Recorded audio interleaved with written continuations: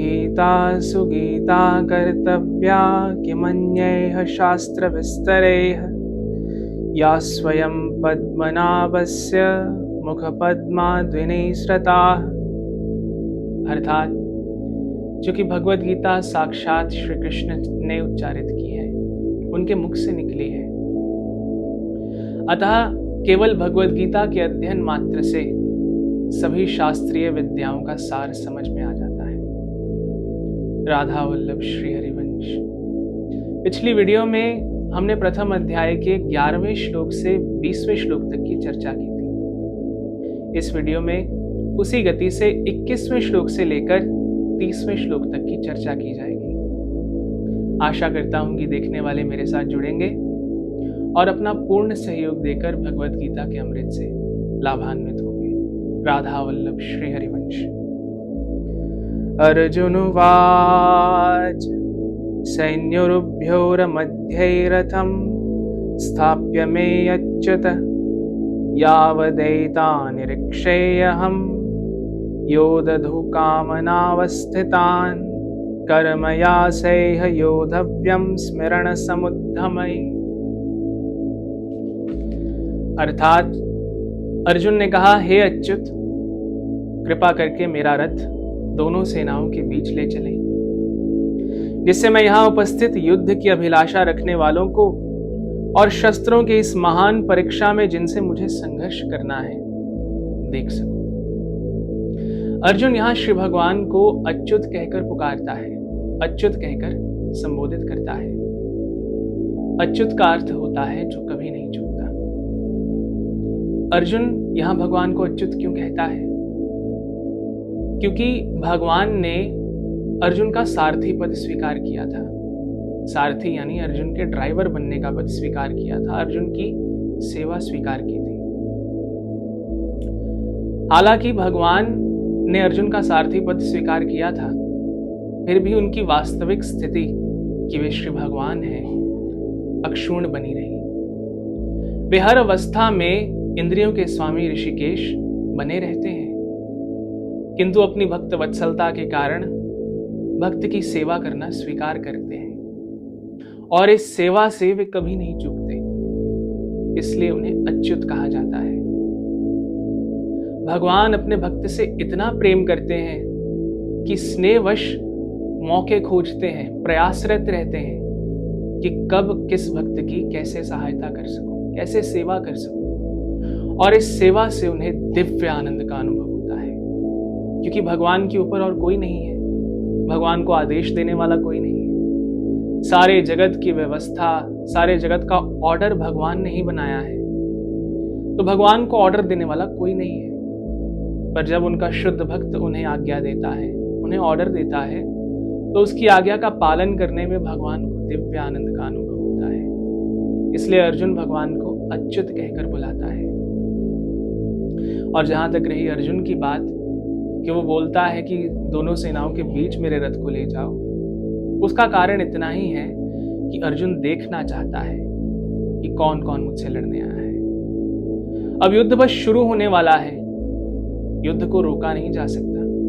कोई भी शांति प्रयास अब निष्फल ही होगा, और अर्जुन किसी शांति प्रयास के बारे में सोच भी नहीं रहा, शांति प्रस्ताव के बारे में भी नहीं सोच रहा। वो बस देखना चाहता है कि किस किस से मुझे संघर्ष करना है। आगे बढ़ते हैं। योत्स्यमानान् वीक्षेऽहं ये एते यत्र समागताः धार्तराष्ट्रस्य दुर्बुद्धिर्युद्धे प्रियचिकीर्षवः। मुझे उन लोगों को देखने दीजिए जो यहाँ पर धृतराष्ट्र के दुर्बुद्धि पुत्र दुर्योधन को प्रसन्न करने की इच्छा से लड़ने के लिए आए हुए हैं। अर्जुन कहता है, मुझे देखने दीजिए कौन कौन लड़ने आया है। ये सबको पता था कि दुर्योधन धृतराष्ट्र की शय में, धृतराष्ट्र के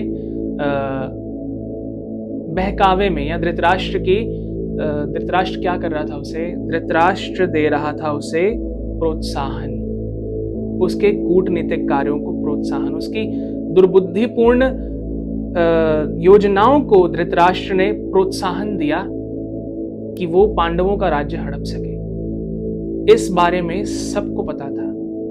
स्वयं धृतराष्ट्र भी जानते थे कि जो दुर्योधन कर रहा है वो सर्वथा गलत है, अधर्म है, परंतु धृतराष्ट्र ने उन्हें नहीं रोका। धृतराष्ट्र को पता था कि उसके पुत्र दुर्योधन की बुद्धि मारी गई है, वो दुर्बुद्धिपूर्ण कार्य कर रहा है, परंतु पुत्र मोहवश धृतराष्ट्र ने उस समय कुछ नहीं कहा। तो अर्जुन का मनोभाव ये रहा कि वो देखना चाहता है कि दुर्योधन के ही समान दृष्टा बुद्धि रखने वाले कौन कौन आए हैं, कौन कौन दुर्योधन को प्रसन्न करने के लिए मुझसे लड़ने के लिए आए हैं। क्योंकि अर्जुन के मन में चल रहा है, सामान्य लोगों के मन में भी चलेगा कि जो दुर्योधन की सहायता करने के लिए दुर्योधन के पक्ष में है वो दुर्योधन जैसे ही सोच रखते होंगे। तो अर्जुन बस एक बार देखना चाहता है कि किस किस की सोच दुर्योधन जैसी है, कि उसकी प्रसन्नता के लिए वे इतने महान संग्राम में लड़ने के लिए आए हुए। संजय उवाच एवं मुक्तो ऋषिकेशो गुडाकेशेन भारत सैन्योरुभयोर्मध्ये स्थाप्यत्वा रथोत्तम। संजय ने कहा, हे भरतवंशी, अर्जुन द्वारा इस प्रकार संबोधित किए जाने पर भगवान श्री कृष्ण ने दोनों दलों के बीच उस उत्तम रथ को लाकर खड़ा कर दिया। अब संजय यहाँ पर धृतराष्ट्र को स्थिति बता रहे हैं। वापस हम धृतराष्ट्र और संजय के पास पहुंचे। संजय को दिव्य दृष्टि प्राप्त थी, ये अब तक क्लियर हो चुका है। और अब संजय ही धृतराष्ट्र को बता रहे हैं कि अर्जुन द्वारा अनुग्रह किए जाने पर भगवान श्री कृष्ण ने उस उत्तम रथ को, हनुमान की ध्वजा लगी थी जिस रथ पर, जिस पर स्वयं भगवान उपस्थित थे, उस उत्तम रथ को दोनों सेनाओं के बीच में लाकर खड़ा कर दिया। यहां पर अर्जुन को गुडाकेश कहकर बुलाया गया। गुडाकेश का अर्थ होता है जो निंद्रा को जीत चुका हो, जिसने निंद्रा पर विजय प्राप्त कर ली हो। निंद्रा यहाँ पर एक सिमिली या मेटाफर की तरह यूज हो रही है, जो डिस्क्राइब कर रही है अज्ञान को। अज्ञान के समदृश्य है निंद्रा। जिसने अज्ञान रूपी निंद्रा को जीत लिया है वो गुडाकेश है। और जो इंद्रियों के स्वामी हैं, इंद्रियों का निर्देशन कर रहे हैं, वे ऋषिकेश हैं। और ऋषिकेश ही अब रथ को दोनों सेनाओं के बीच में ले गए हैं। आगे देखिए क्या होता है। भीष्म द्रोण प्रमुखतः सर्वेषां च महिक्षिताम् उवाच पार्थ पश्यैतान् संवेतान् कुरुनिति। भीष्म, द्रोण तथा विश्व भर के अन्य समस्त राजाओं के सामने भगवान ने कहा कि हे पार्थ, यहाँ पर एकत्र सारे कुरुओं को देखो। अब भगवान तो भगवान है, वे अर्जुन के मनोभाव पहले ही जान गए थे। और इस श्लोक में ये दर्शाया गया है, ये बताया गया है, जब भगवान बोलते हैं यहाँ खड़े समस्त कुरुओं को देखो, वे जान गए थे कि अर्जुन के मन में क्या चल रहा है। और जानने के कारण उन्हें ये पता था कि अर्जुन सोच रहा है कि युद्ध ना करो, युद्ध से भाग जाओ। इसीलिए भगवान अर्जुन से कहते हैं यहाँ खड़े समस्त कुरुओं को देखो। तत्रापश्यत स्थान पार्थः पितृनथ पितामहान् आचार्यान् मातुलान् भ्रात्रान् पुत्रान् पौत्रान् सखिंस्तथा श्वशुरान् सुहृदश्चैव सैन्योरुभयोरपि। यहाँ वर्णन मिलता है कि अर्जुन ने वहां किन किन को देखा। अर्जुन ने वहां पर दोनों पक्षों की सेनाओं के मध्य में अपने चाचा ताओं, पितामहों, गुरुओं, मामाओं, भाइयों, पुत्रों, पौत्रों, मित्रों, ससुरों और शुभ चिंतकों को भी देखा। जरा सोच कर देखिए, यदि हम और आप अर्जुन की परिस्थिति में हो और हमें अपने सगे संबंधियों से युद्ध करना हो, और युद्ध भी कहां तक करना है, केवल मारपीट नहीं करनी, जीवन और मृत्यु के लिए संघर्ष करना है, या तो उन्हें मार दें या खुद मर जाए, तो हमारी परिस्थिति क्या रही होगी, कैसी होगी। और अर्जुन इन सब को देख रहा है जिनके साथ उसका घनिष्ठ संबंध है। कई उसके मित्र हैं, भाई हैं, चाचा हैं, ताए हैं, दादा हैं, गुरु हैं, सब लोग वहां उपस्थित हैं। और ऐसी परिस्थिति में वो क्या बोलता है ये आगे हम जानेंगे।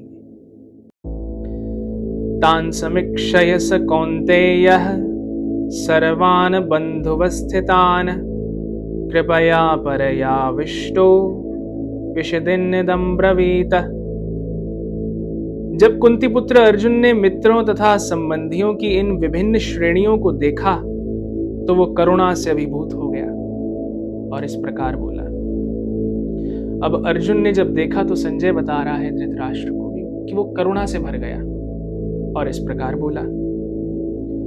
अर्जुनोवाच दृष्टवैममं स्वजनं कृष्ण युयुत्सुं समुपस्थितं सिदन्ते मम गात्राणि मुखं च परिशुष्यति।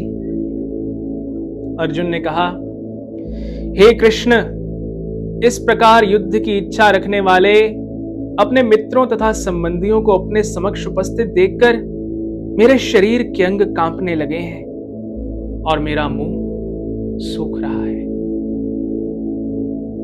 स्वाभाविक स्थिति है। अर्जुन क्या वर्णन करता है, भगवान श्री कृष्ण को बोलता है कि हे अच्युत, हे कृष्ण, इन सब को अपने सामने देखकर मेरे शरीर के अंग कांपने लगे हैं और मेरा मुंह सूखने लगा है। शरीर में कंपन और मुंह सूखना क्यों हो रहा है? क्योंकि अर्जुन बहुत भयंकर तरीके से डर रहा है। जब हमें बहुत ज्यादा डर लगता है ना, सबसे पहले हमारी बॉडी शिवर करने लगती है। शिवर मतलब कांपना। और दूसरा होता है गला सूख जाता है, कुछ समझ नहीं आता कि क्या करें क्या ना करें। जब अत्यंत भयभीत, भय भरी परिस्थिति में हम फंस जाते हैं। अर्जुन को किस बात का भय है? भगवान उसके साथ हैं। हनुमान उनके ध्वजा वाले रथ पर वो बैठा है। स्वयं श्री की देवी भगवान की उपस्थिति के कारण अर्जुन के पक्ष में है, विजय अर्जुन के पक्ष में है, फिर भी वो डर रहा है। क्यों डर रहा है? अर्जुन के डर का कारण है भौतिक प्राणों की क्षति। विशेष बल दीजिए भौतिक प्राण।